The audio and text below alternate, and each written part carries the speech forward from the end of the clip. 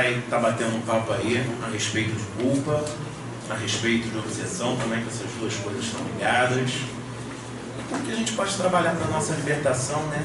Tanto para que a gente consiga se libertar da nossa culpa, mas também dos momentos em que atuamos como obsessores ou somos auxiliados, que a gente possa fazer essa reflexão também. E eu queria começar lendo um texto de Horácio Frazão, que eu recebi, como nada é por acaso, eu recebi um monte de coisas por WhatsApp essa semana que tinha tudo a ver com o tema. E eu disse assim, isso aqui eu tenho que ler lá no comecinho do nosso bate-papo. E eu fui ver até quem era o Horácio Frazão. Ele é ativista quântico, sensitivo, estudou biologia, é formado em cinesiologia aplicada, pesquisador da consciência humana, biofísica, física quântica, mecânica quântica, e desenvolveu uns métodos aí de meditação, controle de energia vital. Ou seja, o cara que escreveu isso daqui tem conhecimento de causa, ele não escreveu à toa, né? Ele tem gabarito para isso. Então eu queria que a gente lesse, ouvisse aqui com um pouquinho de reflexão. São 12 pontos só. Algumas constatações evolutivas que você já deve ter vivido, mas não se conscientizado ainda. Coisas que a gente já sabe, mas que talvez a gente precise trazer de fato para a consciência. 1. O outro não existe para te agradar. 2. Ninguém é culpado pelo que você está sentindo. É você que opta pelos sentimentos que tem nesse momento. 3. A arte de viver sem expectativas e sim com perspectiva é a chave para não se frustrar. 4. Cure em você o vício da necessidade de aprovação do outro. Só assim poderá desfrutar da ousadia e confiança natural do seu espírito. 5. Você não tem controle de nada, por mais que acredite que tenha. Lembre-se, daqui a pouco a Terra irá reivindicar o seu corpo e deixará esse planeta para ingressar numa nova fase de existência. Abra mão do controle, só assim terá domínio sobre si mesmo e sobre sua vida. Controle é um reflexo do medo. Domínio é um reflexo do estado de ausência absoluta de tensão interna. São bem diferentes. 6. Não se deforme ou se descaracterize para tentar caber no espaço apertado do pensamento que o outro tem em relação a você. Isso não vai dar certo. Quando você se deforma para agradar alguém, sua luz se apaga e é apenas você que fica no escuro se sentindo perdido. Se o cara entende das coisas, né? 7. Não acredite no que os outros dizem para você, por mais romântico e poético que possa ser. O que importa são as atitudes e não as palavras. 8. Abandone o orgulho e o delírio de acreditar que tudo vai ser como você quer. 9. Tudo é passageiro, menos o motorista e o trocador. Não é isso não. Tudo é passageiro. De perto, a vida é uma tragédia, de longe é uma comédia. Daqui a pouco você vai rir de todos os dramas que criou, pois tudo passa. 10. Você é responsável por tudo que está acontecendo em sua vida. Seus pensamentos e sentimentos predominantes irão formatar a sua realidade, quer você queira, quer não. Portanto, se quiser mudar a sua realidade, mude seus pensamentos e sentimentos. 11. Carência emocional não é a necessidade de receber, e sim de se dar.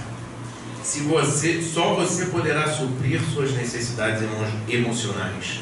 Projetá-las em alguém é o mesmo que pedir para que alguém se alimente para saciar a sua fome. E por fim, a 12ª, viva com simplicidade e com mais realidade. Só assim quem você realmente é vai surgir de verdade. Ria mais e não leve tudo tão a sério. Afinal de contas, a essência da vida é se descobrir e desfrutar dessa maravilhosa aventura chamada evolução. Então já começo logo trazendo essas reflexões, que a Ângela, enquanto estava fazendo aqui a oração, falou da importância da gente refletir, se conscientizar, e eu tenho uma necessidade, quando sou chamado para fazer uma palestra, de falar coisas que eu esteja vivenciando, que sejam verdadeiras.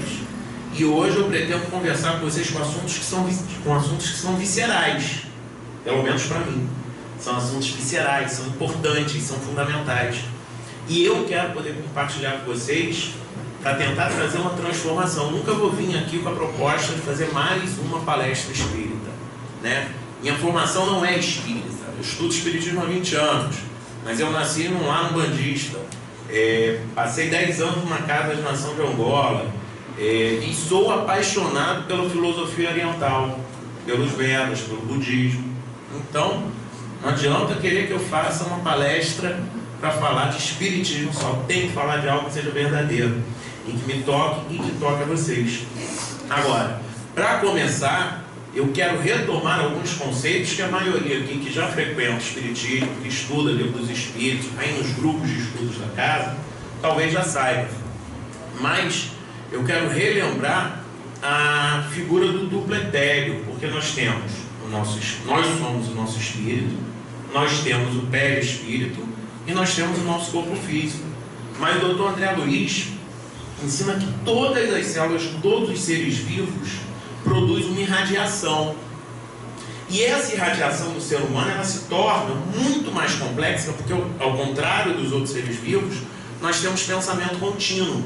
Então, muito similar ao nosso corpo, nós temos um corpo energético que pode ser chamado, que ele chama, Dr. André Luiz, de duplo etéreo, corpo vital ou aura.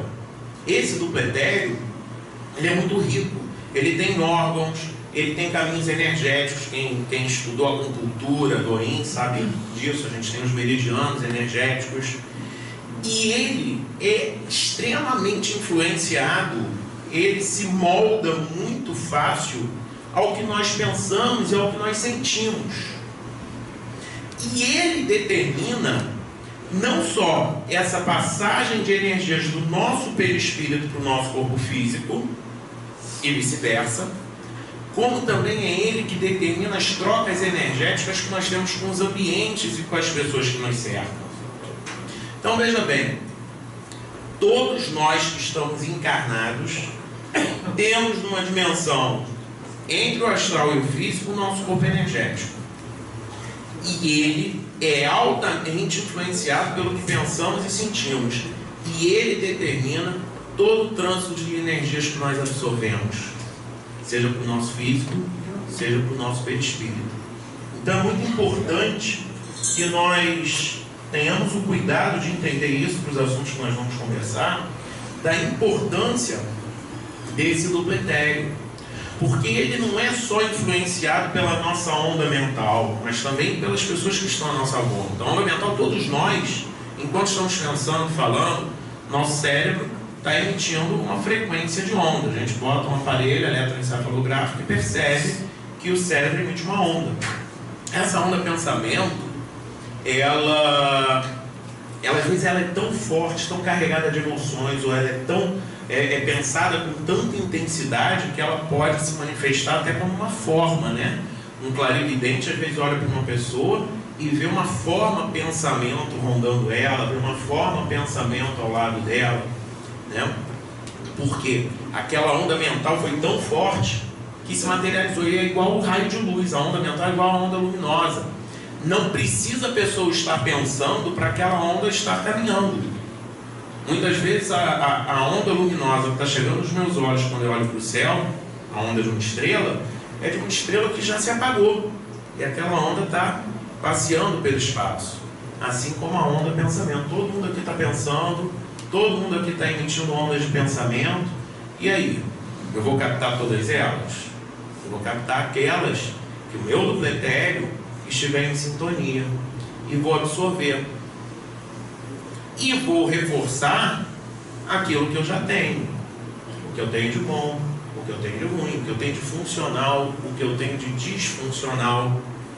Eu vou me influenciar pelos ambientes e pelas pessoas à medida em que isso encontre repercussão vibratória em mim mesmo, no meu duplo etéreo. Senão, não absorvo. A pessoa pode me olhar de cima a baixo, que se eu tiver com o meu duplo etéreo, que é influenciado pelos meus pensamentos e sentimentos fechadinho, aquela onda mental da pessoa não vai ser absorvida e não vai ter influência nenhuma. Então é importante eu entender isso. O Dr. André Luiz, nos domínios da mediunidade, ele fala, e isso vai se relacionar muito com o texto que eu li do Horácio Frazão. Ele diz assim: podemos arrojar de nós a energia atuante do próprio pensamento, estabelecendo em torno de nossa individualidade um ambiente psíquico que nos é particular. Nossa mente é de Sartre um núcleo de forças inteligentes, gerando plasma sutil que, a exteriorizar-se incessantemente de nós, oferece recursos de objetividade às figuras de nossa imaginação, sob o comando de nossos próprios desígnios. O que ele está dizendo? Que nós vamos plasmando à nossa volta, com a nossa imaginação, elementos que vão trazer aquilo para próximo da gente, para a nossa realidade. E isso, considerando que vai influenciar o nosso duplo etéreo, vai ser importante para a gente entender o processo de obsessão. Porque a gente aprende com o Espiritismo que o estado de obsessão, a obsessão espiritual, se dá por afinidade de pensamento. Não importa se eu estou obcecado com algo que está sendo sugerido por um companheiro desencarnado, por algo que está sendo sugerido diretamente por um companheiro encarnado que está no meu ouvido buzinando para fazer alguma bobagem, ou por um outro companheiro encarnado que está só pensando e eu absorvendo aquele pensamento, ou se eu, como encarnado, estou pensando e desequilibrando um desencarnado com os meus pensamentos. Não importa o tipo de obsessão que seja, né? Ela sempre vai se dar por afinidade de pensamento. Eu queria ler até, eu peguei uma definição da obsessão psiquiátrica da Universidade Federal do Rio Grande do Sul. Eu queria ler para que a gente entendesse o que é um pensamento obsessivo. Quando eu estou obcecado, ou seja, quando eu e outra pessoa estamos em afinidade mental e a gente fica focado num determinado comportamento obsessivo, o que é isso? Na visão da psiquiatria, obsessões psiquiátricas são pensamentos, impulsos ou imagens recorrentes e persistentes, experimentados como intrusivos e indesejáveis que invadem a consciência contra a vontade da pessoa. Causam acentuada ansiedade, medo ou desconforto, interferem nas atividades diárias, nas relações interpessoais, ou ocupam boa parte do tempo do indivíduo. Alguém aqui se identificou com alguma coisa de pensamento obsessivo? Quer que eu repita? Quantos aqui estão nessa sala? Não precisa levantar a mão não, tá? Que é para ninguém se expor. Mas só reflete. Quantos pararam nessa leitura, que é uma leitura formal da ciência, um conceito formal da ciência, e dizem assim, impulsos, imagens recorrentes, vem como se fosse um intruso indesejável, e me dá ansiedade, desconforto, medo. Quem já sentiu ansiedade, desconforto, medo? Né? E eu tenho um tipo de pensamento que atrapalha a minha vida diária, é um pensamento obsessivo. Este pensamento obsessivo que você tenha, seja causa ou consequência, não me importa muito do nosso tema aqui hoje, vai fazer com que você entre em afinidade com outra pessoa que também tem esse pensamento obsessivo. É igual quando você quer tomar uma cachaça, uma cerveja. Você encontra um monte de amigo para te convidar. Para pagar um almoço ninguém te convida, mas para pagar cerveja tem. Da mesma forma, quando você está pensando algo compulsivamente, obsessivamente, você vai encontrar alguém, encarnado ou desencarnado, que pensa igual. E aí as duas mentes começam a entrar em sintonia. E a gente tem, no caso, eu tenho uma outra palestra para vocês, os bolsões de espíritos sofredores, que são encarnados e desencarnados que, com pensamento obsessivo em uma mesma situação, ficam todos eles pensando juntos e vão se ligando. Um vai ligando ao outro, um vai se ligando ao outro. Aí fica igual quando a gente está numa piscina, todo mundo rodando para o mesmo lado. Nossa ação faz aquela água girar, não é isso? Vai fazendo um redemoinho, aí um tenta parar, vai sendo arrastado pelo redemoinho. É isso que é o processo obsessivo, é a ligação com os bolsões de espíritos sofredores. A gente vai se juntando, vai se alimentando, vamos todo mundo botando pilha um no outro, e aí quando eu quero parar, eu não consigo. Me dá medo, angústia, ansiedade. Eu não consigo me desligar daquela energia que eu me afinizei.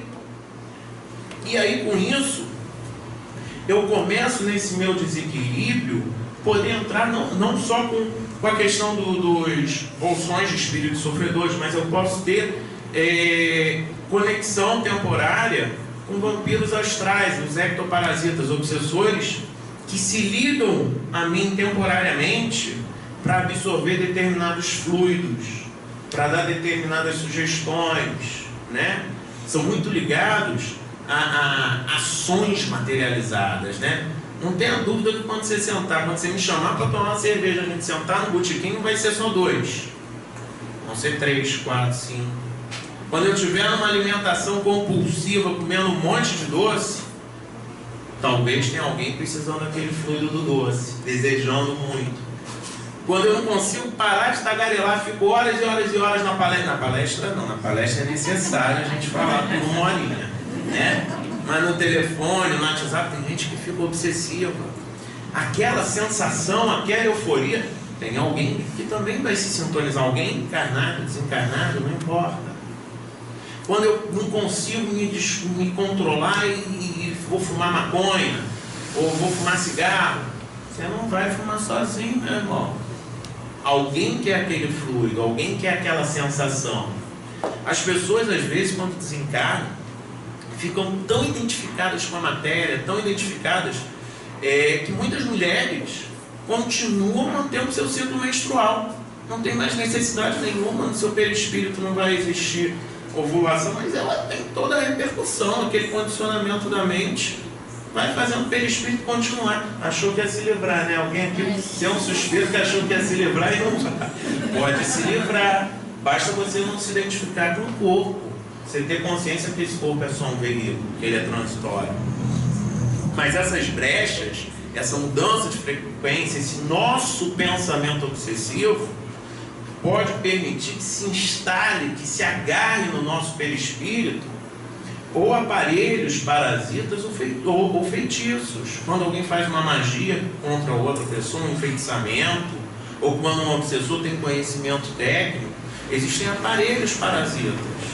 Muitas vezes no atendimento mediúnico vai se desmanchar, desintegrar um aparelhinho, alguma coisa que é colocada junto da pessoa, para ficar ali implantando ou no duplo etéreo ou no perispírito da pessoa uma determinada onda mental, uma determinada vibração, uma monoideia, vai mantendo aquela frequência de pensamento, de emoção, torna a pessoa mais suscetível a escutar sugestões da pessoa. Muitas vezes, por causa desses implantes que ela aceita na sua contextura energética, ela pode vir até desenvolver dores, doenças físicas ou psíquicas, porque não cuidou das suas energias, do seu duplo etéreo, não cuidou, acima de tudo, de cuidar dos seus pensamentos e sentimentos. Quantas vezes nós temos cuidado com o nosso trabalho, cuidado com a nossa higiene, cuidado com o nosso corpo, cuidado com um filho, mas eu estou parando para cuidar dos meus sentimentos, eu estou parando para avaliar como eu reajo nas minhas emoções. Eu tenho dado um tempo para não fazer só a higiene do corpo físico, mas do meu corpo mental, para eu me esvaziar do monte de lixo. Aliás, eu estou me conectando com coisas úteis ou com um monte de lixo? O que eu vejo na televisão? O que eu leio? Que conversas eu tenho? Porque é o nosso pensamento, é o nosso sentimento que vai interferir em todo instante. E se eu não me amar, não tiver esse cuidado, ninguém vai ter. Por isso que ele fala, lá no início do texto, o Frazão, Horácio Frazão, que eu sou construtor da minha realidade. Ele fala isso com outras palavras. Dependendo do grau de pensamento obsessivo que eu desenvolva, eu posso até aceitar a implantação de ovoides. No processo obsessivo é um dos casos mais graves que tem. Você tem pessoas que ficam tão fascinadas em si mesmas numa determinada ideia, geralmente de culpa, ficam num ciclo de remorso, de culpa, que a pessoa vai pirando, fica psicótica com aquele pensamento e ela acaba por desgastar em suas próprias energias e do seu perispírito, do seu corpo astral. Ele vai se esvaindo e ela fica só no corpo mental inferior, fica só como um ovoide.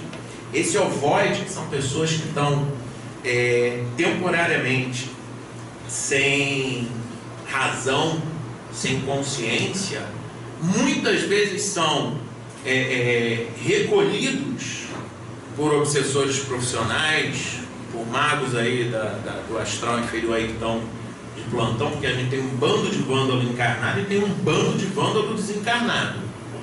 Gente para fazer besteira, para fazer o mal, tem um montão. Imagina a galera lá que faz... Como é o nome forno de micro-ondas, quando pega a pessoa, o desafeto, as barbaridades que a gente vê no jornal. Imagina quando está livre do corpo físico, o que essas pessoas não fazem. Então, eles vão recolher desses ovoides, essas pessoas que estão ensandecidas, e o que faz? Vai baixando o padrão vibratório daquela outra pessoa, encarnada ou desencarnada, que seja alvo dele. A pessoa vai baixando o seu padrão vibratório, ela consegue que aquele ovoide fique ali grudadinho. E aquele ovoide vai começar a ser um simbionte, é um endoparasita. Ele começa a se enraizar na mente, no mental da vítima. E um fica alimentando o outro, são aparelhos vivos. Eles, como simbiontes, eles geram uma monoideia fixa. Segundo o Dr. André Luiz, em Evolução em Dois Mundos, ele é um obstrutor de pensamentos e de capacidade afetiva. Às vezes você vê pessoas que em algum campo da vida, elas não conseguem raciocinar, ou simplesmente não conseguem demonstrar afeto. Muitas vezes não conseguem, porque se ligou de forma simbiótica, de forma profunda e enraizada a um ovoide desses. E às vezes os dois estão tão grudadinhos um no outro, um obsidiando o outro, um alimentando o pensamento do outro, que vai desencarnar. Às vezes, quando desencarna, consegue fazer um procedimento para desligamento das duas mentes. Às vezes não, às vezes vão ter que reencarnar juntos. Só um processo reencarnatório para você terminar uma obsessão dessas. E qual foi a causa? Pensamento e emoção. Por isso que eu quis começar falando do duplo etéreo e da onda mental. Porque todos esses processos obsessivos, do mais simples, de um simples vampirismo, até um processo que envolva esses aparelhos vivos que são os ovoides, seja de encarnado para encarnado, de encarnado para desencarnado, desencarnado para encarnado, não importa, todos eles têm a sua origem. E eu gostaria muito que a gente pudesse trazer hoje algumas reflexões a respeito disso. Justamente porque o nosso perispírito, o Dr. André Luiz também fala isso. Ele é o reflexo da nossa vida mental e emocional. Ele forma nessa psicosfera um ecossistema vibracional. É termo usado por Dr. André Luiz. E ele fala que nesse ecossistema vibracional vai ter formas de vida correspondentes. Ovoides, vibriões, formas, pensamentos, feitiços, magnetismo físico desequilibrado, vai ter de tudo. E gente, não se ilude não. Quando eu li a definição clássica da ciência do que é uma obsessão e se enquadrou, pode ter certeza que você tem alguma coisinha agarrada com você. Pode ter certeza, gente. Tem um livro eu nem lembro da autora não, é Zíbia Gasparetto, mas tem um livro dela que diz assim, eu acho que o título é eu não sei se é Somos Todos Culpados ou Somos Todos Inocentes. Quem já leu aí? Somos todos inocentes. Então, se somos todos inocentes, não existem culpados? Somos todos inocentes. Somos todos inocentes porque eu não li o livro não, é bom? Eu não sei como é que ela trabalha esse conceito no livro, mas o título por si só já veria gente, somos todos inocentes. Por que nós somos todos inocentes? Porque nós somos seres em processo de criação. Nós não estamos prontos, nós estamos a caminho da luz. Nós estamos acumulando informações. Algumas podem ser agradáveis e outras podem ser desagradáveis.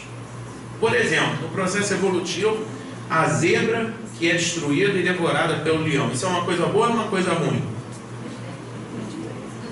Não tem bom ou ruim.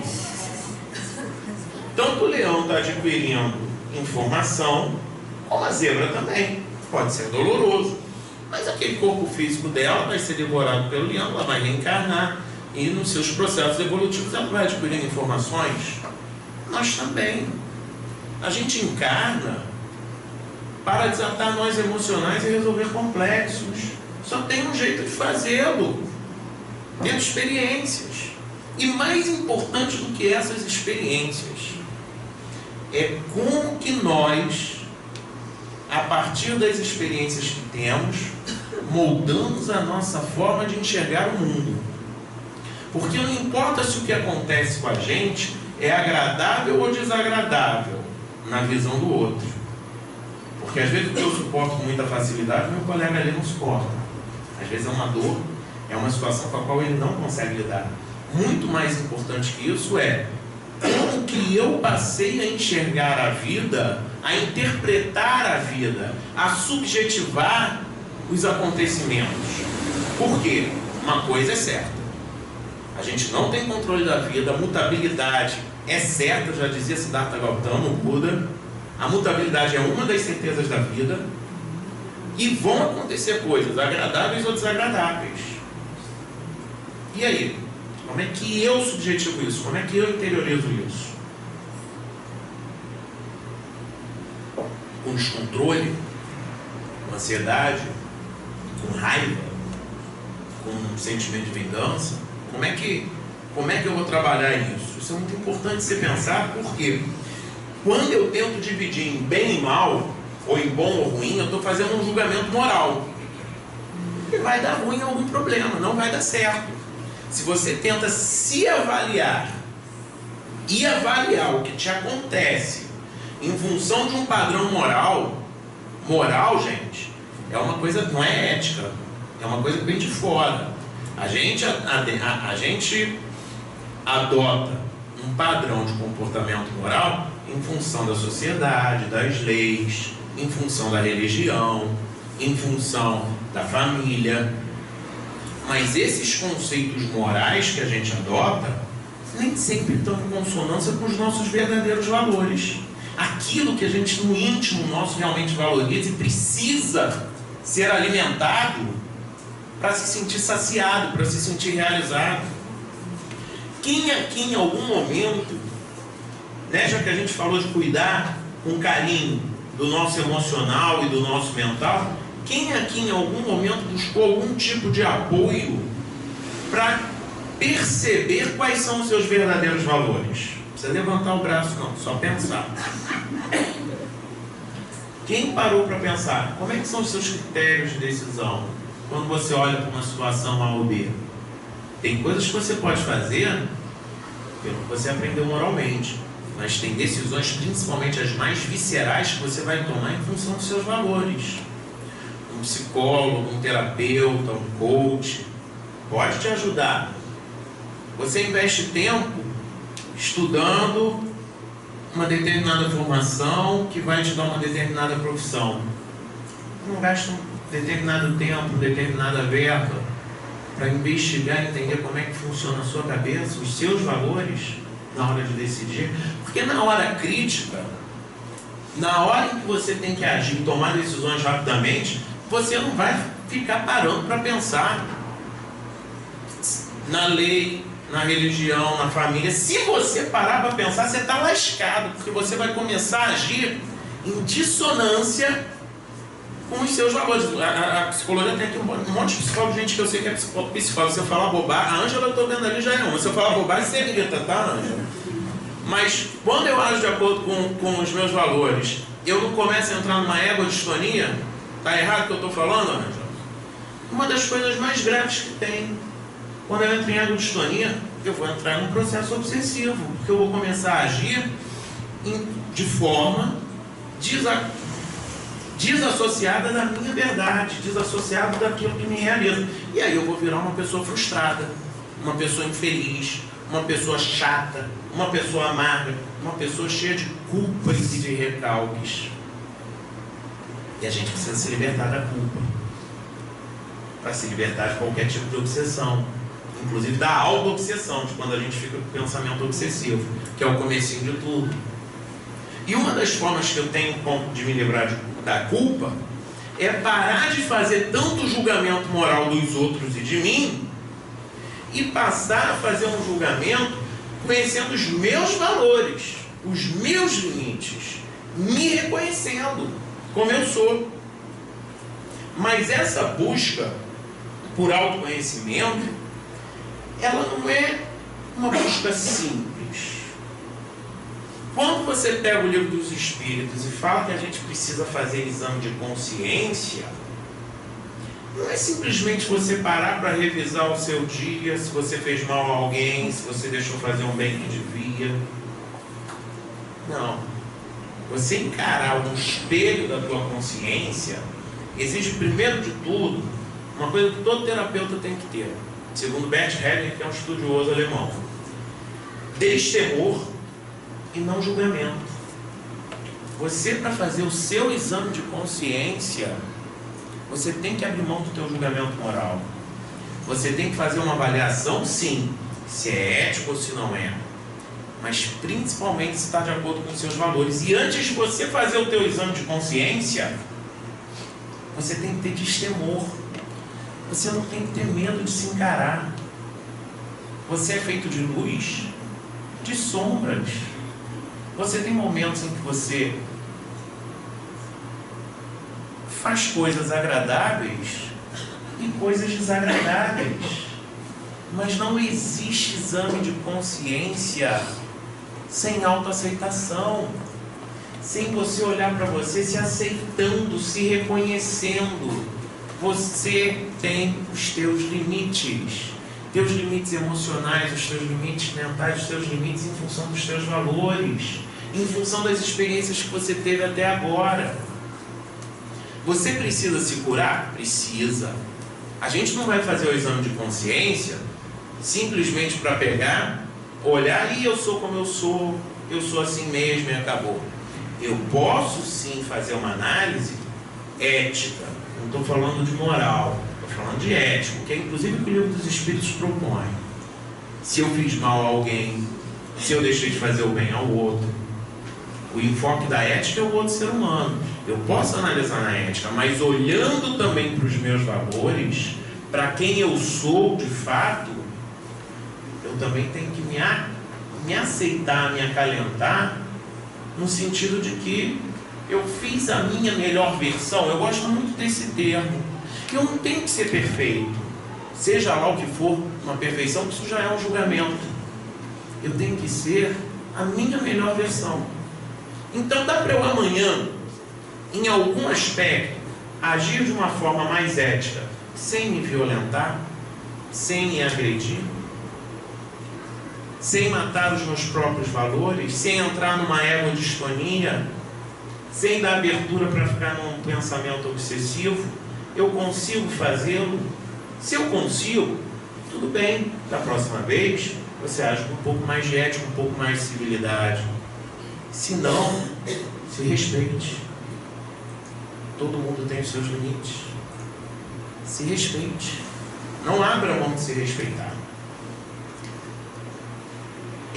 Por isso a importância da gente olhar com destemor, preparar-se para ter destemor e não julgamento. Aí você encara o espelho, e aí você começa a tirar aquela louçania, aquele embaçado, pouco a pouco. Se auto-perdoar, se amar como se é. A gente não ama uma pessoa pelo que a gente acha que ela é. Pelo que a gente acha que ela é, a gente idealiza. Amar de verdade, a gente ama pelo que a pessoa é, como ela é. Se amar, né? Ama teu próximo como? Não, agora é para todo mundo falar mesmo. Ama teu próximo como? Isso aí. Se você não se ama, se você não se perdoa, se você não se aceita, se você não abre mão do julgamento consigo mesmo, se você não aceita olhar sem medo para o que você é e sem julgamento, como é que eu vou te pedir para fazer isso com o outro?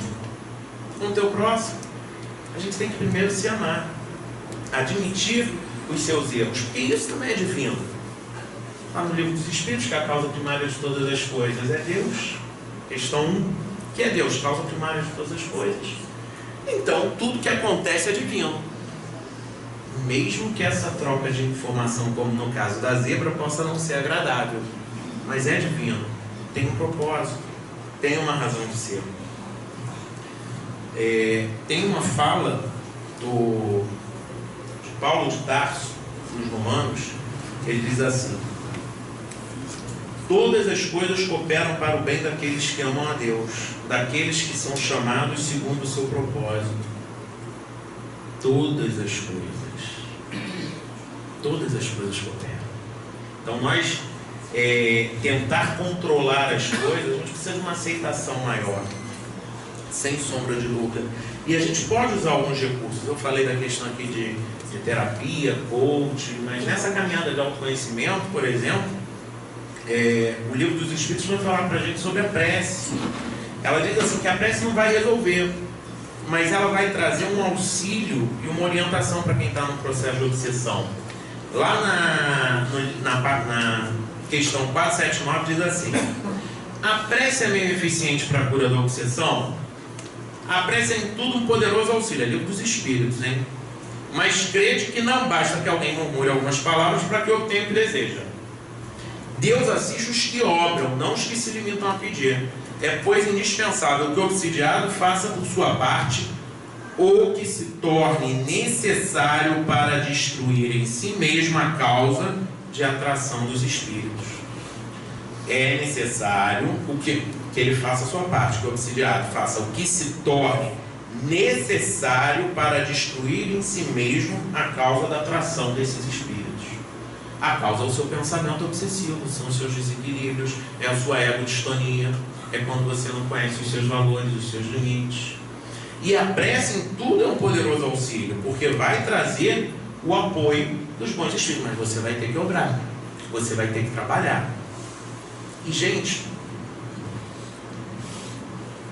dizem os estudiosos, da psicologia, que a nossa forma de interpretar o mundo e interiorizar se forma mais ou menos até metade da nossa adolescência.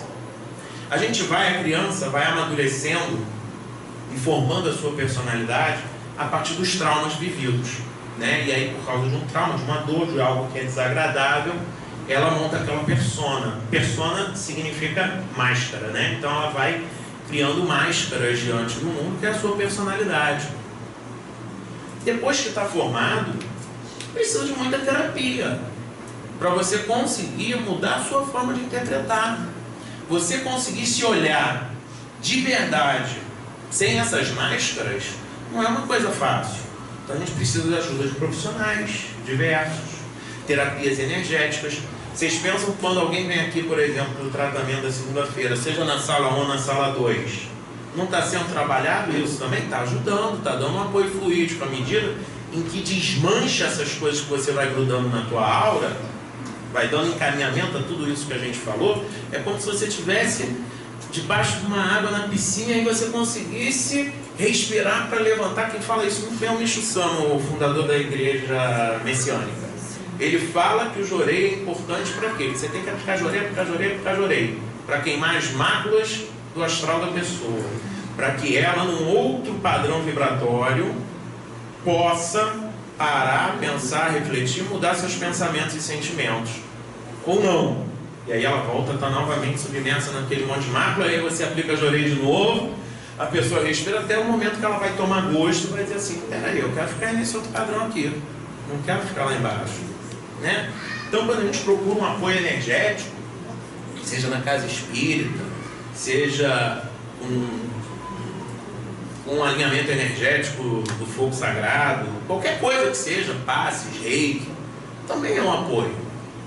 Mas para que a gente, em algum momento, vá mergulhar e analisar o nosso pensamento, entender como que nós realmente somos. A gente, além da prece, a gente pode usar o recurso da meditação, porque a meditação, quem pratica, consegue ter um maior entendimento do que é seu pensamento e do que é externo, do que é sugerido. Além disso, amplia a frequência do pensamento. Então a melhor coisa que tem nesse sentido é você pegar, fazer a oração, fazer a meditação, fazer essa reflexão, ter o apoio de um psicólogo, ter o apoio de um coach, buscar fazer leitura, buscar fazer reflexão, exame de consciência, sem medo do que você vai encarar, sem julgamento, e vai usando esses recursos todos. Porque na verdade o objetivo da vida é muito simples, né? Desatar nós emocionais e resolver complexos, para que a gente consiga resgatar aquela nossa criança interior antes da gente botar tantas máscaras na formação da nossa personalidade. A criança interior, ela é muito importante, porque ela é quem vai trazer alegria, espontaneidade. Eu vou mostrar para vocês um vídeo, vamos botar o primeiro vídeo, para a gente falar sobre criança interior. Dá uma olhada nesse vídeo. Deixa eu contextualizar vocês. Esse é um trecho de uma série. Dá um pausa um minutinho. Esse é um trecho de uma série. Ela está conversando com o psicólogo dela e ela está num momento de catarse, porque ele fala determinadas coisas que ela não consegue vivenciar. E ali ele vai fazer um exercício que, no caso dela, ela se acha feia, se acha gorda, se despreza por vários motivos. E todos nós temos várias coisas que somos críticos demais conosco, várias coisas que com a nossa persona a gente vai cobrindo também. Então ele vai fazer um gancho com esse conceito de criança interior que é belíssimo, que é importantíssimo. E eu acho que esse vídeo vai nos ajudar muito a entendermos isso que eu quero falar, de acolher a nossa criança interior. Vamos lá. Every session, you say that I need to love myself. I need to start liking myself more. For months now, you're like a broken record. But you never tell me how to start. Or when to start, or where to start. All right, we'll start now then. Not tonight, not tomorrow, not after this cup of tea. We'll start right now.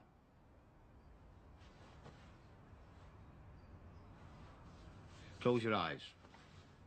Close your eyes. Now, I want you to tell me what you don't like about yourself, but be honest with me. Don't be clever. Don't be angry. Be honest. I'm fat. And I'm ugly. And I ruin things. Try and find some sense of how long you felt that way. I don't know. Since I was about 9 or 10. So this is an opinion you formed a long time ago about yourself. Open your eyes. I want you to imagine a 10-year-old version of yourself sitting right there on this couch. Now, this is the little girl who first believed that she was fat and ugly and an embarrassment. I want you to imagine her sitting there right now.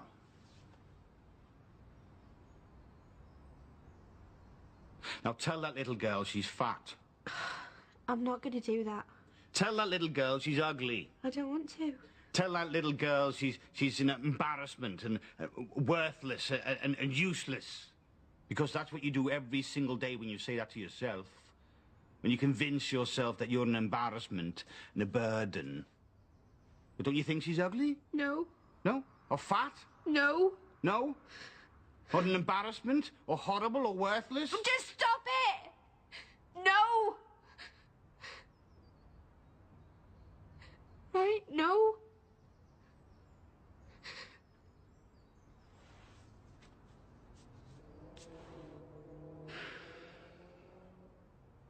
What do you want to say to that little girl?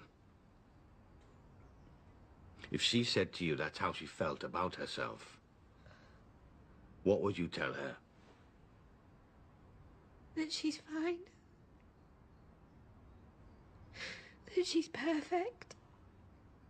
Then that's what you need to tell yourself.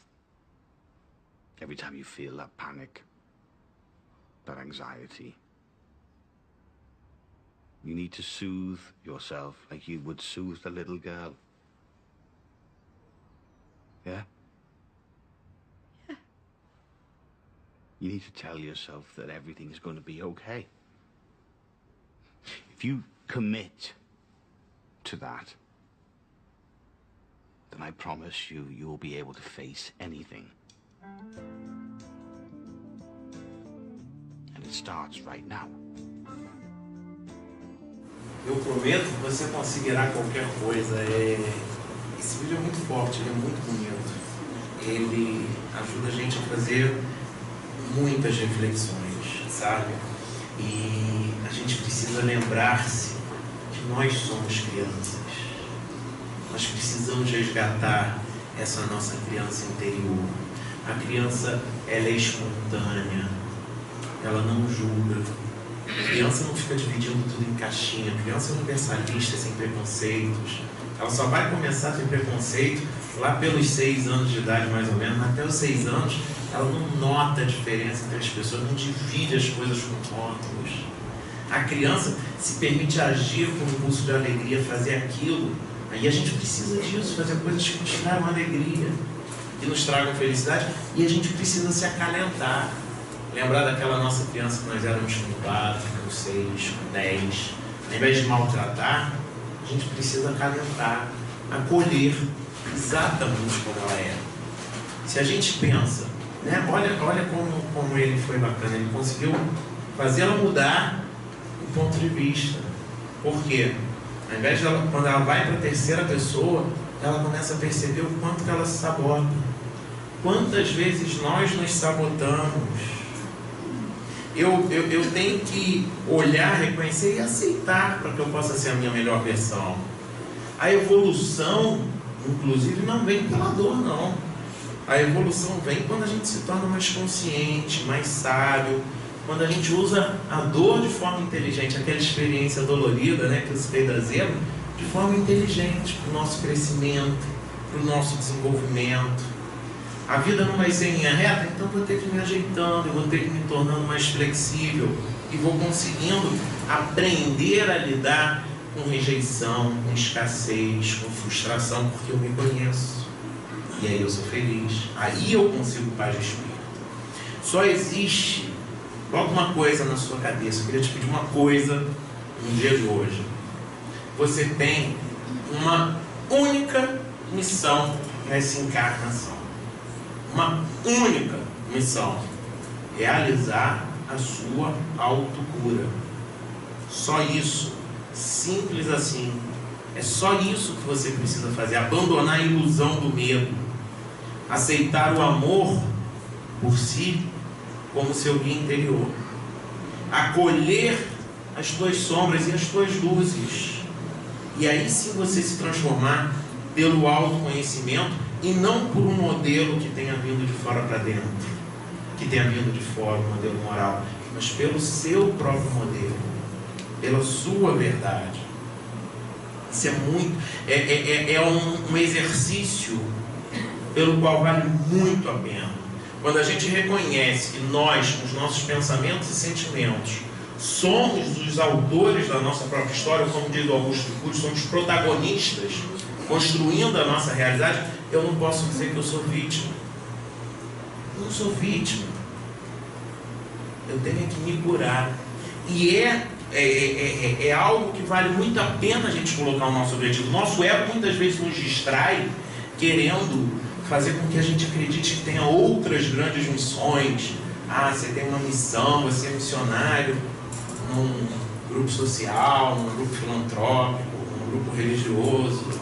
A missão de ser mãe, a missão de ser pai, a missão de ter uma família. Isso nada disso é finalidade, tudo isso é meio. São apenas ferramentas que a vida vai te dar para você se autocurar. E vale muito a pena esse aprendizado de encarar com maturidade os diferentes momentos da vida.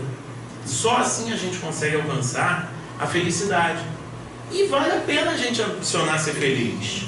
É a ambição mais legítima que há, a de construir a própria felicidade. Olha como é bom ser ambicioso quando essa ambição é construir a felicidade, a gente movimentar os nossos recursos internos pela nossa felicidade. Isso vai influenciar diretamente as pessoas que estão à nossa volta. Agora, para isso, a gente não pode perder da nossa criança interior a capacidade de ser espontânea, alegre e de sonhar. O Sr. Augusto Cury, ele também fala uma coisa, que a gente precisa alimentar de sonhos diariamente a nossa criança interior, porque quando o mundo nos abandona, vai vir dor e solidão, que são suportáveis e que vão passar. Agora, quando nós nos abandonamos e deixamos de sonhar, a dor e a solidão é insuportável. Não se abandone, se acalente. Pense nisso para que vocês consigam viver aqui e agora, nesse momento, com paz de espírito e alimentando a sua criança interior. Tá bom? Muita paz para todos vocês, muita alegria, e que a criança interior de cada um esteja viva e alimentada com sonhos diariamente.